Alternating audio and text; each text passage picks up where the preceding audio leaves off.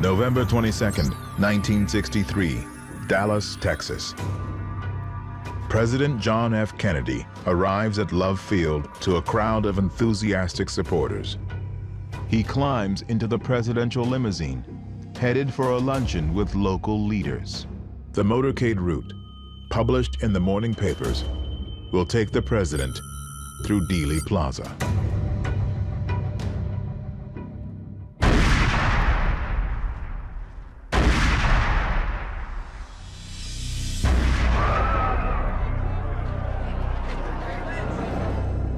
We just have a report from our correspondent, Dan, in Dallas, that he has confirmed that President Kennedy is dead.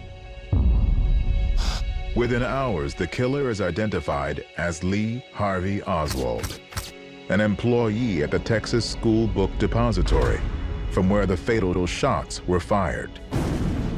He is 24 years old, married to a young Soviet citizen, and thought to be a pro-Soviet and pro-Castro sympathizer. The official story says Oswald was the lone gunman, a very disturbed individual, kind of a loner, who had been influenced by communism in Russia and decided that he would assassinate the great capitalist leader, John F. Kennedy, the President of the United States.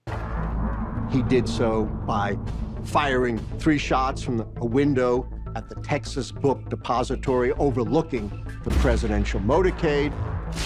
As a result, 1 shot shattered the president's skull and killed him.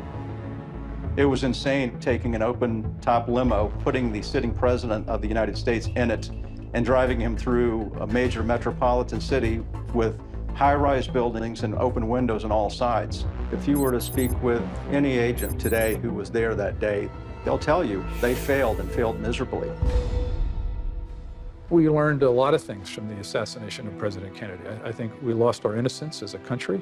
I became an agent 8 years after the assassination of President Kennedy. It was still very fresh in everybody's minds. I think we all recognized the importance of what we were doing and never let that happen again. The lessons learned in Dallas were that the perimeters were not just arm's reach or a handgun away, that the perimeters were wider.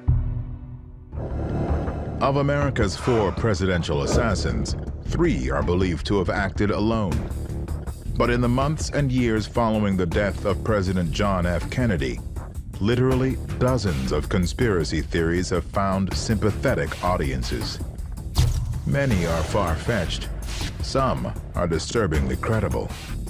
But none have been able to prove decisively that the official report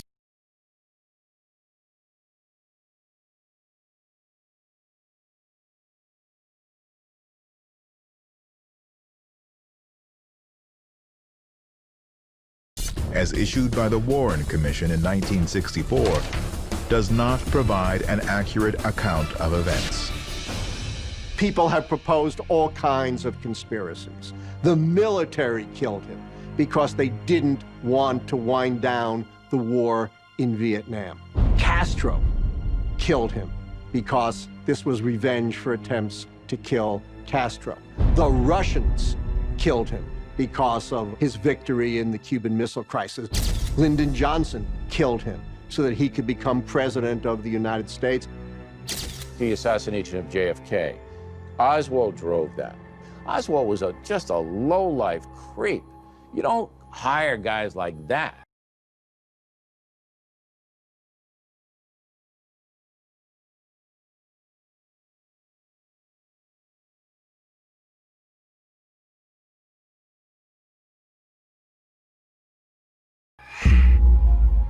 But if that is the case, then why do the conspiracy theories persist? God bless America. The president has this special mystical bond with the American people, and it's very difficult to believe a lone assassin, particularly ordinary people, could bring down the most powerful person in the country. It makes us feel very vulnerable if presidents, with all their power, all their prestige, all the people responsible for guarding them, could be brought down so easily. In the nearly 50 years since the assassination of President Kennedy, the Secret Service has successfully protected each of the 9 succeeding presidents.